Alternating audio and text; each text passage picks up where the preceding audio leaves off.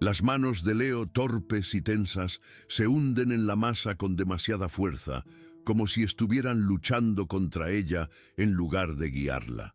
Con cuidado, coloco mis manos, arrugadas y cubiertas por una fina capa de harina, sobre las suyas, tratando de transmitirle la suavidad que solo décadas de práctica pueden enseñar. «No la castigues, hijo», le susurro, casi como si la masa pudiera oírnos y ofenderse. «Tienes que escucharla, sentir cómo respira bajo tus palmas. Imagina que es un ser vivo, no un trozo de arcilla inerte que debes someter a tu voluntad». Él asiente con la cabeza, pero su ceño fruncido delata la profunda frustración que siente. Acostumbrado a la precisión de los algoritmos y a los resultados inmediatos de su mundo digital, este diálogo con la materia le resulta ajeno. Mientras siento el calor de su juventud bajo mis dedos, me pregunto, ¿qué es lo que realmente estamos amasando aquí? ¿Es solo pan? ¿O estamos entrelazando la memoria, la paciencia y el futuro en una sola? Mi vida entera ha sido este ritual matutino, un diálogo silencioso entre la harina, el agua y el fuego. Me llamo Carmelo y durante casi 50 años mis madrugadas solieron a pan recién horneado y a café cargado. Fui panadero, de los de antes, de los que conocían cada saco de harina por su procedencia y cada horno por sus caprichos y puntos calientes. Mis brazos eran dos herramientas forjadas a base de amasar miles de kilos de masa, y mis hombros cargaron el peso de una tradición familiar. Pero el cuerpo, a diferencia de una buena masa madre, no se fortalece con el paso del tiempo, se desgasta inexorablemente. Una hernia discal me sentenció a una jubilación forzosa y a un diálogo constante con el dolor. La panadería, mi panadería, tuvo que cerrar sus puertas para siempre. Mis manos, antes tan hábiles y fuertes, se volvieron torpes para todo lo que no fuera sostener un bastón o abrir un frasco de pastillas. Entonces, como una respuesta a una pregunta que no me había atrevido a formular, apareció Leo. Es el nieto de un viejo amigo, un chico de 20 y pocos años con una mirada curiosa y un hambre voraz por lo auténtico. Me contó, con una pasión que me desarmó, que estaba cansado del pan industrial, de esa esponja sin alma que venden en los supermercados, llena de aire y conservantes. Había leído sobre la fermentación lenta, sobre la magia de la masa madre, y de alguna manera su búsqueda de algo real lo trajo hasta mi puerta. Al principio dudé profundamente. ¿Qué podía enseñarle yo, un viejo achacoso y lleno de dolores, a un joven lleno de energía y nuevas tecnologías?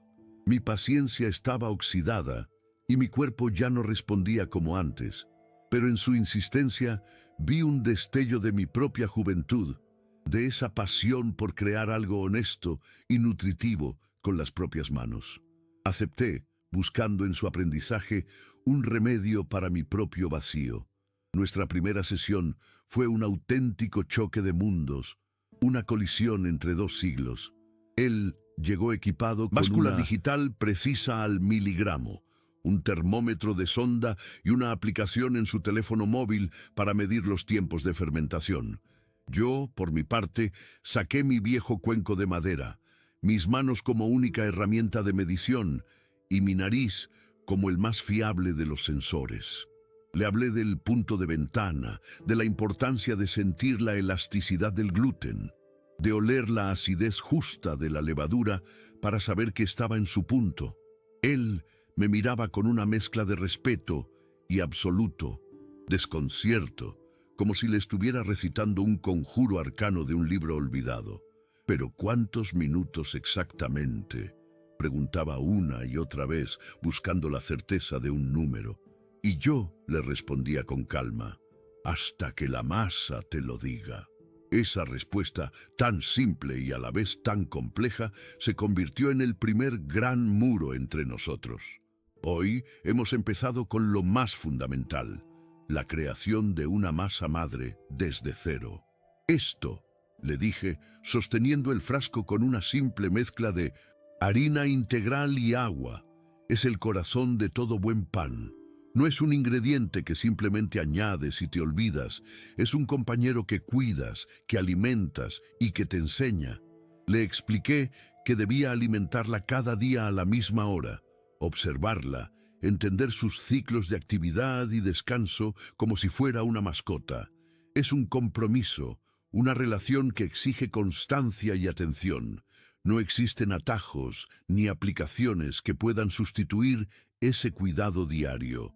Su mirada se llenó de una impaciencia apenas disimulada. Quería hornear ya, ver resultados tangibles, obtener la recompensa. Pero el pan, el buen pan, no entiende de prisas. Es la primera y más dura lección que debe aprender. El arte de esperar, el arte de cuidar. ¿Usted también tiene algo valioso que enseñar? Los primeros días con la masa madre fueron una auténtica prueba de fuego para la paciencia de Leo.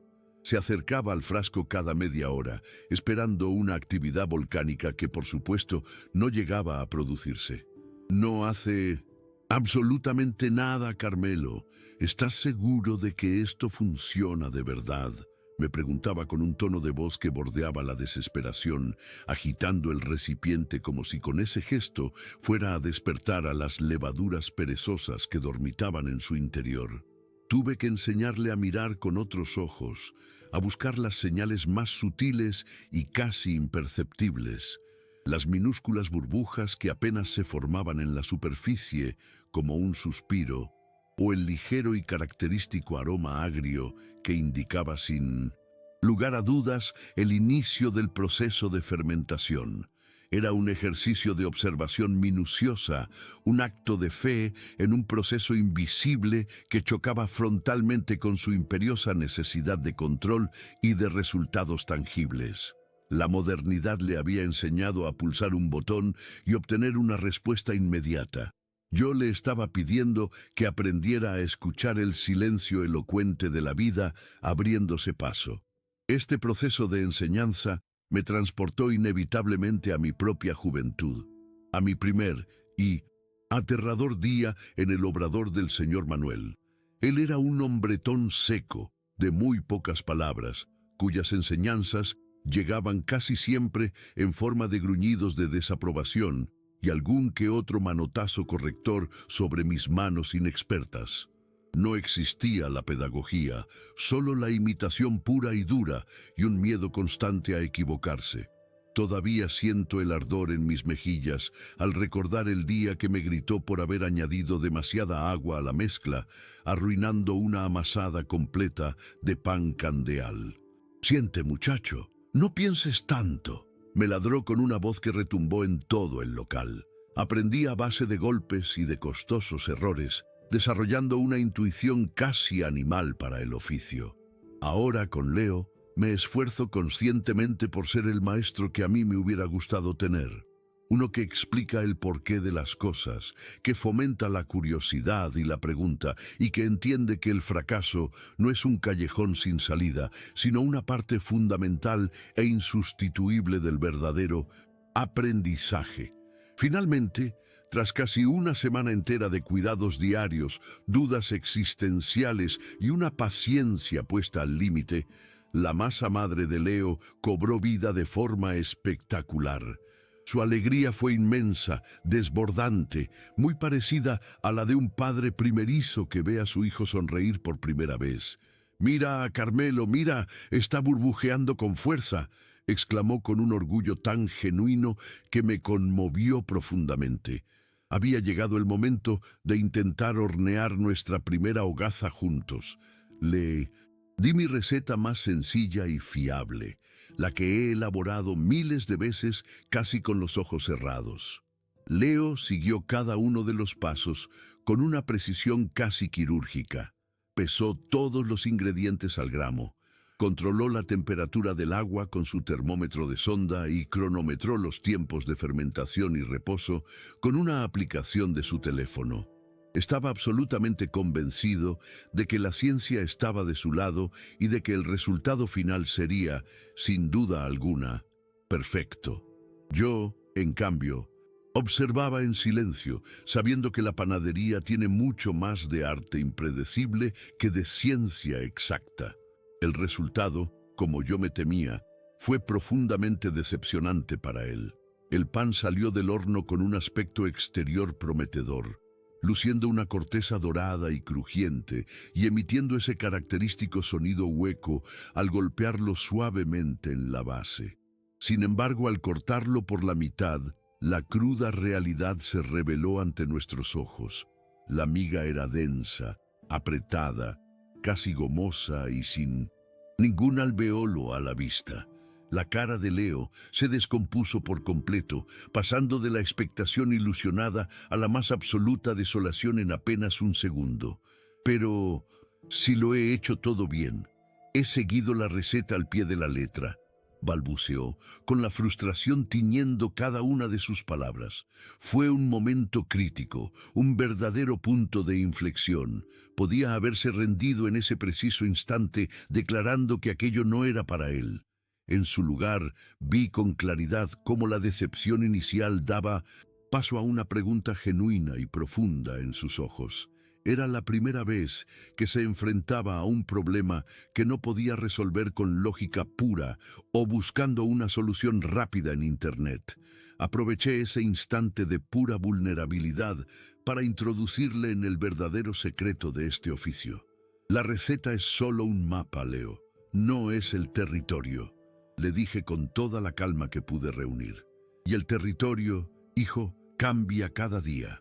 Hoy hay más humedad en el ambiente. La harina que hemos usado ha absorbido el agua de una forma diferente y tu masa madre estaba un poco más ácida de lo normal. Cogí un trozo de masa cruda de la siguiente tanda que teníamos preparada y le enseñé de nuevo, con más detenimiento, el punto de ventana. Cómo estirarla con la yema de los dedos hasta que formara una membrana casi transparente sin llegar a romperse. Esto es lo que te dice que la masa está lista, no el reloj ni una aplicación. Tienes que aprender su lenguaje, tocar, oler, mirar. Tus sentidos, Leo, son las mejores y más precisas herramientas que tienes en este obrador. No lo olvides nunca. Su escepticismo inicial, tan arraigado en su mente analítica, comenzó a resquebrajarse visiblemente. Por primera vez empezó a comprender que existía un conocimiento que iba mucho más allá de los números, los gramos y las instrucciones precisas.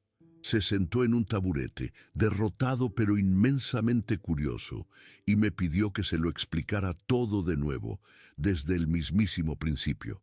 Pero esta vez no quería la receta, sino la filosofía que la sustentaba.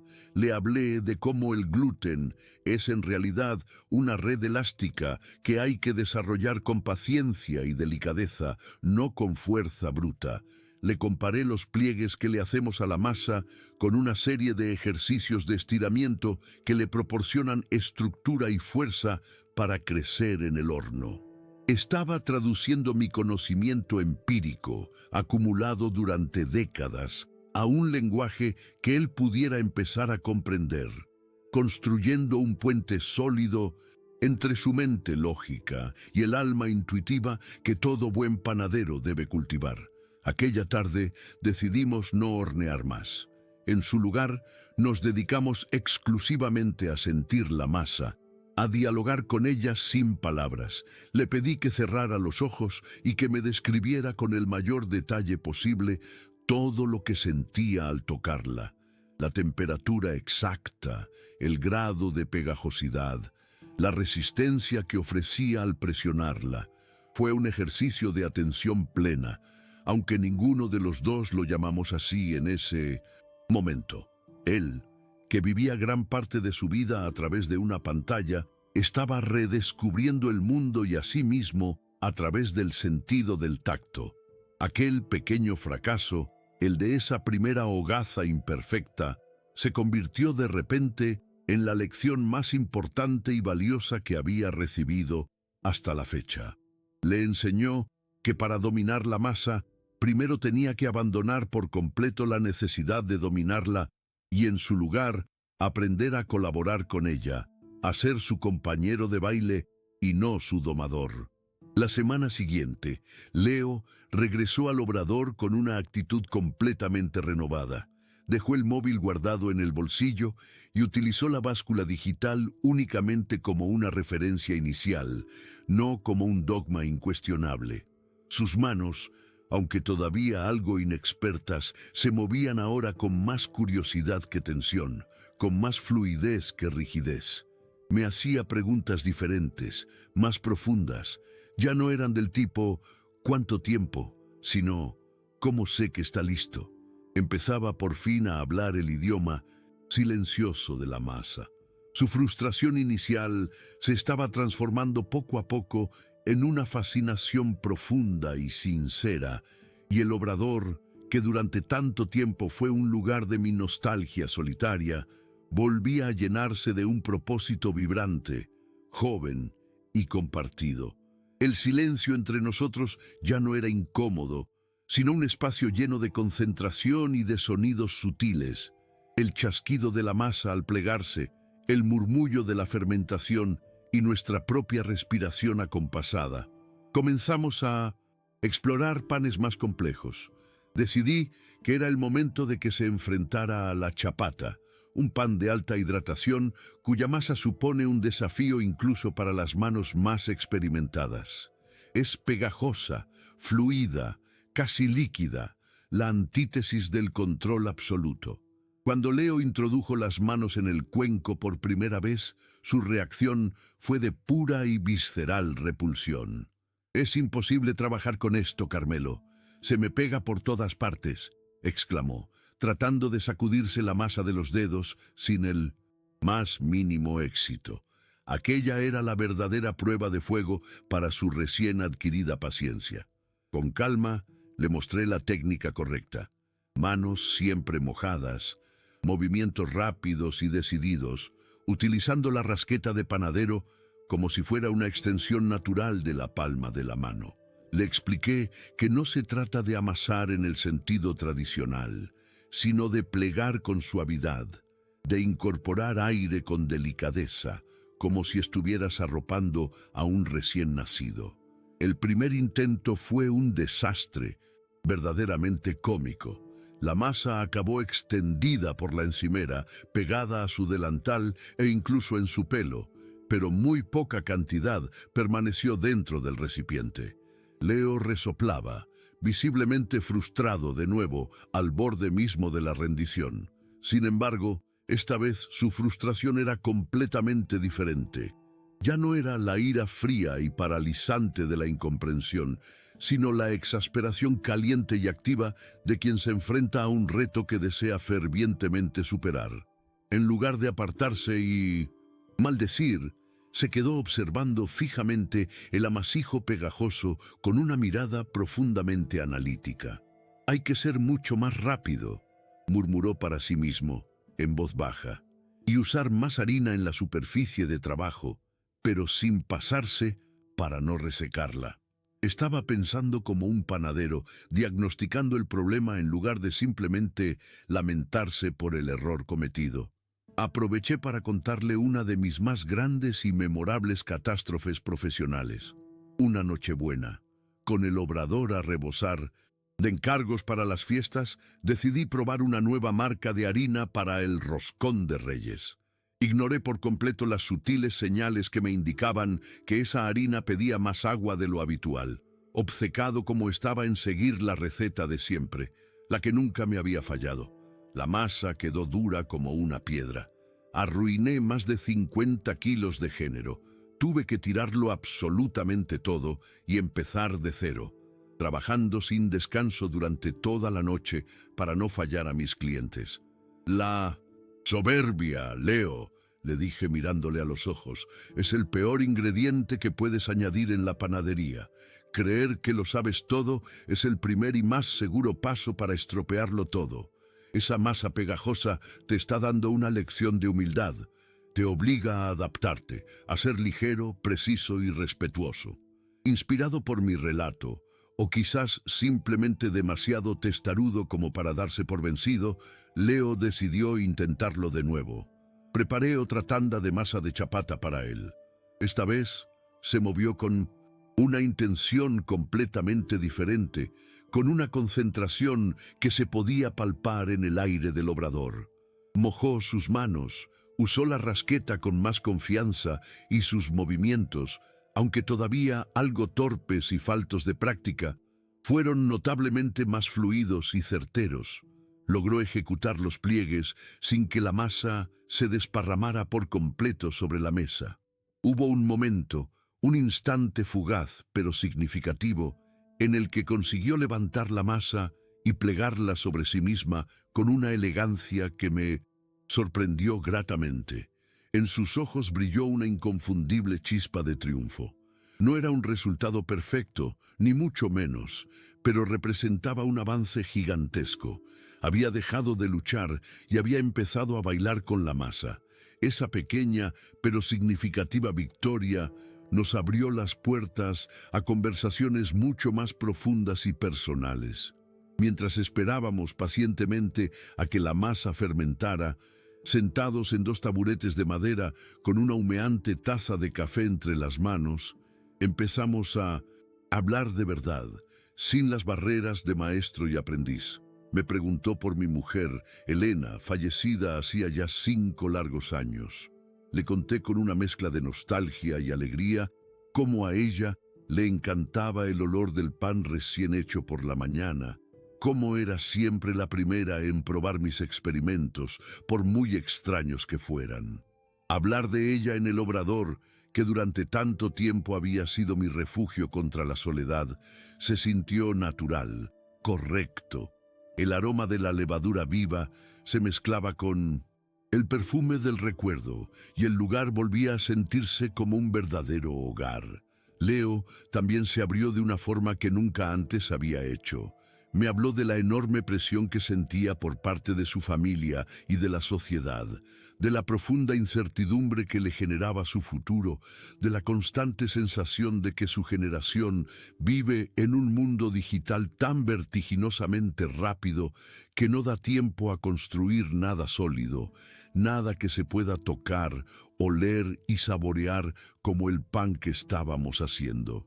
Encontró en la panadería un ancla, un contrapunto necesario a la fugacidad y la superficialidad de su vida cotidiana. Aquí, me dijo, mirando sus manos cubiertas de harina con una nueva apreciación, siento que estoy haciendo algo real, algo que de verdad importa. Sus palabras resonaron en lo más profundo de mí, dándole un nuevo y poderoso significado a mi vejez y a mi antiguo oficio.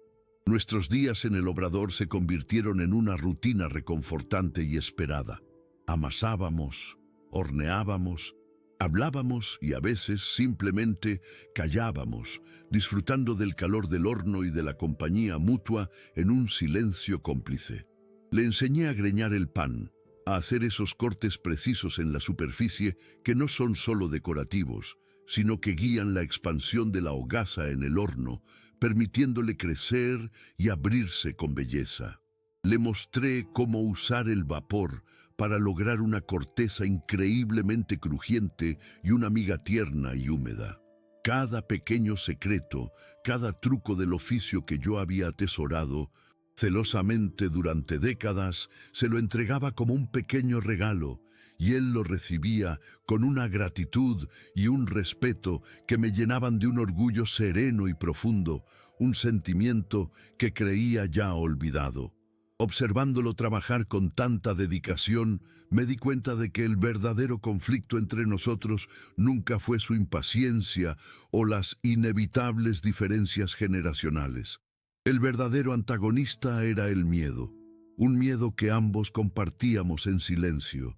Mi miedo a que todo mi conocimiento, mi vida entera, muriera conmigo, a convertirme en un recuerdo obsoleto y polvoriento, y su miedo a no encontrar su lugar en el mundo, a no ser capaz de crear algo valioso y perdurable con sus propias manos. Y aquí estábamos, en este pequeño obrador lleno de historia, amasando juntos nuestros miedos hasta convertirlos en algo nutritivo, cálido y lleno de vida. El pan se había convertido, sin que nos diéramos cuenta, en nuestra terapia compartida, en nuestro lenguaje común para sanar y construir. La confianza de Leo crecía de manera exponencial con cada nueva horneada. Sus manos ya no eran las de un extraño torpe y dubitativo. Se movían con una memoria propia, anticipando la textura de la masa, sabiendo cuánta harina espolvorear por pura y asombrosa intuición. Empezó a experimentar por su cuenta, cambiando ligeramente las proporciones de los ingredientes, probando diferentes tipos de harina integral y de centeno. A veces sus experimentos funcionaban de maravilla, otras veces no tanto, pero ya no le tenía ningún miedo al fracaso. Lo veía como lo que realmente es, una valiosa fuente de información. Estaba desarrollando su propio criterio, su propia firma como panadero. Estaba naciendo un artesano y yo era el testigo privilegiado de ese milagro cotidiano. Un martes por la mañana, Leo llegó al obrador con una energía distinta, una excitación casi febril que llenó el aire cargado de olor a harina. En lugar de ponerse el delantal directamente como hacía siempre, sacó su teléfono móvil, ese apéndice de su generación que yo tanto había recelado al principio, y me lo puso delante de los ojos con un gesto impaciente. «Carmelo, tienes que ver esto», me dijo, con la voz vibrante. En la pantalla había un artículo profusamente ilustrado sobre panaderos artesanales en Japón que estaban utilizando una técnica que, para mí, era pura ciencia ficción. Una fermentación en frío extremadamente larga, a temperaturas muy bajas durante más de 48 horas seguidas. El artículo prometía unos perfiles de sabor y una textura en la miga completamente únicos, casi etéreos. La idea me pareció una auténtica herejía, un insulto a los fundamentos de mi oficio. Toda mi vida se había basado en buscar y proteger el calor, en cortejar a la levadura con la temperatura adecuada para que nos regalara su poder. «Eso no puede funcionar. Es imposible», repliqué casi al instante, con el escepticismo de un viejo lobo de mar al que le hablan de barcos que vuelan sin alas. «El frío mata la actividad. De la levadura la aletarga hasta aniquilarla. De ahí solo puede salir un ladrillo, un pan sin alma, denso y ácido». Mis instintos, forjados en 50 años de práctica diaria, se rebelaban con violencia contra esa idea tan extraña. Me parecía un proceso completamente antinatural. Leo, sin embargo, lejos de desanimarse ante mi rotunda negativa, se creció. Con una pasión que me recordó dolorosamente a mí mismo de joven, defendiendo una idea loca frente a la mirada severa del señor Manuel. Me mostró gráficos, testimonios de otros panaderos de renombre, fotografías de migas que parecían de otro mundo, como un encaje brillante y translúcido. No la mata, Carmelo, solo la ralentiza, y en esa lentitud extrema otras enzimas actúan sobre la harina, creando azúcares complejos que de otra forma no aparecen. Dicen que el sabor es increíble. Por favor, solo tenemos que probarlo una vez. Su entusiasmo era tan contagioso como un bostezo, pero mi resistencia era un muro de piedra. Aquello se sentía como una traición a todo lo que el señor Manuel me había enseñado, a todo lo que yo había aprendido a través del tacto, el olfato y la observación atenta. Aquello era ciencia de laboratorio, no panadería artesanal. Era depender de un frigorífico con un control de temperatura digital, no de la sabiduría ancestral de las manos y el corazón. Por un momento, me sentí como un dinosaurio observando el lento descenso del meteorito que extinguiría mi mundo. La discusión subió de tono, no con enfado ni con gritos, sino con la pasión honesta de dos artesanos defendiendo sus principios más sagrados. Él defendía con vehemencia la innovación y la posibilidad infinita del descubrimiento. Yo, por mi parte, me aferraba a la tradición y a la certeza reconfortante de lo probado y conocido.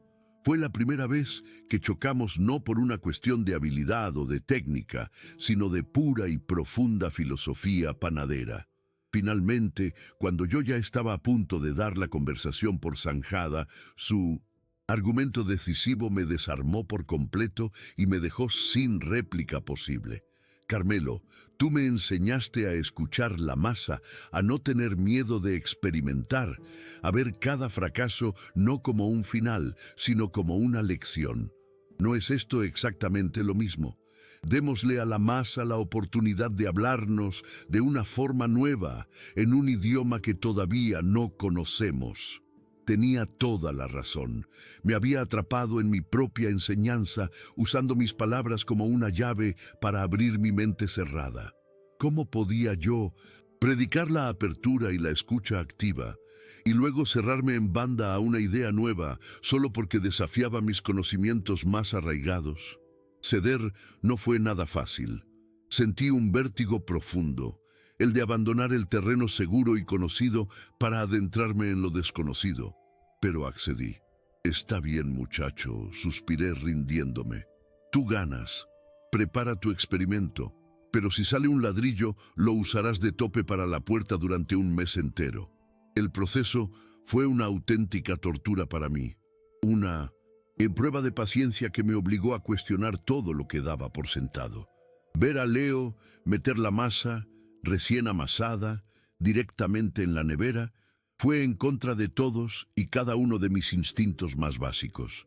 Durante los 2 días siguientes, abría la puerta del frigorífico cada pocas horas para espiar el recipiente, casi esperando encontrar un milagro. Pero allí no había nada más que una masa pálida, fría y aparentemente inerte. Parecía muerta, sin la más mínima señal de vida o fermentación.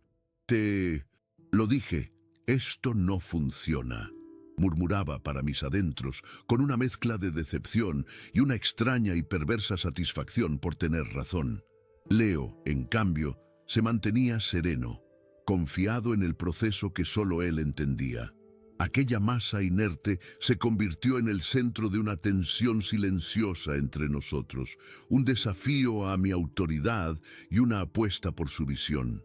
¿Estábamos perdiendo el tiempo o estábamos a punto de descubrir algo maravilloso? Al tercer día llegó el momento de la verdad. El recipiente de la nevera. La masa estaba fría y era mucho más firme de lo que yo esperaba, casi como arcilla. Es un fracaso, pensé para mis adentros, preparándome para consolarlo. La volcó sobre la mesa enharinada y, para mi sorpresa, mantuvo su forma con una dignidad inesperada. Procedió a darle la forma final y luego llegó el momento de greñarla. Cogí mi cuchilla, la que he usado durante 30 años, y me acerqué. Esperaba una masa rígida y difícil de cortar, pero la hoja se deslizó con una suavidad increíble, abriendo un corte limpio y profundo. En ese preciso instante, algo en mi interior empezó a cambiar. Metimos el pan en el horno precalentado al máximo, con el vapor inundando la cámara, y entonces, a través del cristal, presencié el milagro. La hogaza experimentó una explosión de crecimiento, una primavera del horno, como nunca antes había visto. La greña se abrió de una forma espectacular, creando una oreja crujiente y perfecta. Cuando el temporizador sonó, un aroma completamente nuevo llenaba el obrador. No era el olor a pan al que estaba acostumbrado. Era más complejo, más dulce, con notas casi caramelizadas y una profundidad que me resultaba desconocida. Sacamos la hogaza. Tenía un color caoba oscuro y brillante, y la corteza estaba cubierta de diminutas y delicadas ampollas. La dejamos enfriar sobre la rejilla, en un silencio reverencial que ninguno de los dos se atrevió a romper. La espera fue la más larga de mi vida. Finalmente, cuando el pan aún estaba ligeramente tibio, Leo lo colocó sobre la tabla de cortar y lo partió por la mitad con un cuchillo de sierra. El sonido de la corteza al romperse fue como música celestial, crujiente y sonora. Pero fue la visión de la miga lo que me dejó sin aliento. Era increíblemente abierta, llena de alvéolos de diferentes tamaños, húmeda y brillante como el nácar. Era, sin ninguna duda, la miga más hermosa que había visto en mis 50 años de oficio. Cogí un trozo con manos temblorosas y me lo llevé a la boca. El sabor era una revelación.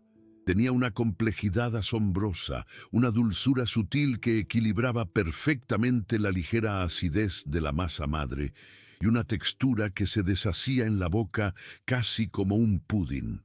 Me quedé allí, masticando lentamente, mientras las lágrimas empezaban a brotar de mis ojos sin que pudiera evitarlo.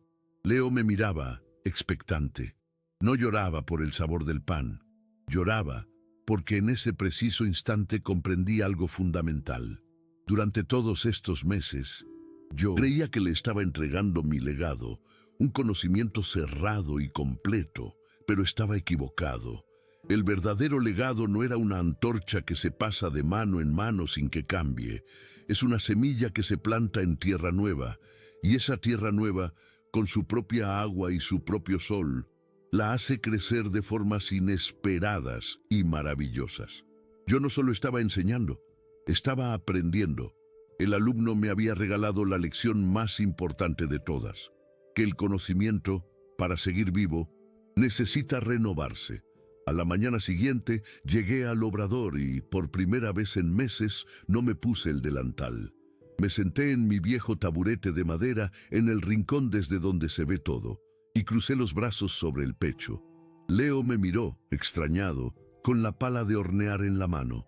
«Hoy no amaso yo», le dije, y mi voz sonó más firme de lo que me sentía por dentro.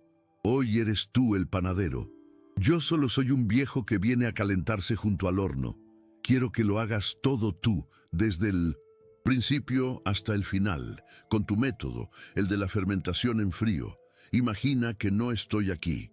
Vi un destello de pánico en sus ojos, una duda fugaz que cruzó su rostro como una nube de verano, pero fue reemplazada casi al instante por una expresión de serena determinación. Asintió lentamente con la cabeza, respiró hondo y se volvió hacia los sacos de harina.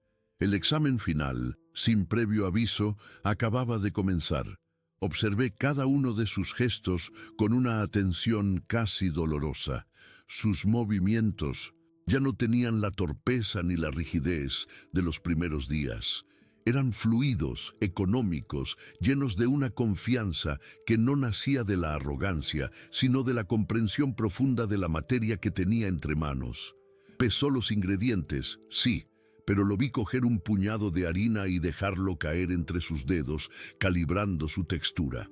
Midió la temperatura del agua con su termómetro, pero luego la probó en el dorso de su muñeca, un viejo truco que yo le había enseñado y que él había hecho suyo. Amasó con una energía contenida, plegando la masa con delicadeza, escuchándola, sintiendo cómo el gluten se desarrollaba bajo sus palmas. No era una imitación de mis movimientos, era su propia danza, una coreografía que combinaba la precisión de su mente analítica con la intuición que había cultivado con tanto esfuerzo. El momento más crítico para mí fue cuando preparó la masa para su larga siesta en el frío. Lo hizo sin dudar, con la seguridad de un cirujano y la fe de un creyente. Durante los 2 días siguientes, me mantuve alejado del obrador para no caer en la tentación de espiar. Cuando regresé en la madrugada del tercer día, el pan ya estaba formado y listo para el horno. Leo se movía por el espacio con la soltura de quien se encuentra en su propio hogar.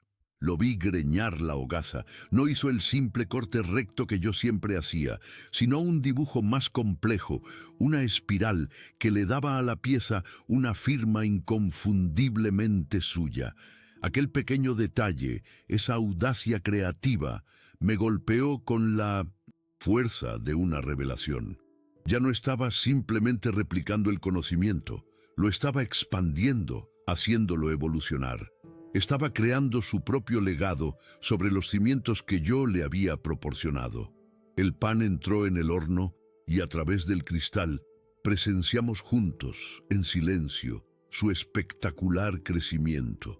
La espiral que había dibujado se abrió como una flor de piedra, creando una corteza llena de texturas y relieves.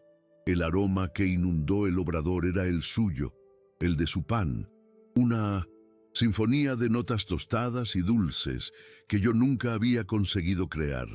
Cuando lo sacó, dorado y perfecto, lo dejó sobre la rejilla y se volvió hacia mí. No había en su rostro una pregunta buscando mi aprobación, sino una sonrisa tranquila, la de quien comparte con orgullo el fruto de su trabajo. En ese momento no vi a un aprendiz, sino a un igual, a un colega. Vi a un panadero en toda la extensión de la palabra. La cadena no se había roto, el fuego no se había extinguido. La antorcha había pasado de manos y en el proceso su llama brillaba ahora con una luz mucho más intensa. Me ofreció el primer trozo, aún caliente, y al probarlo, todas mis defensas, todos mis miedos de viejo, se derrumbaron.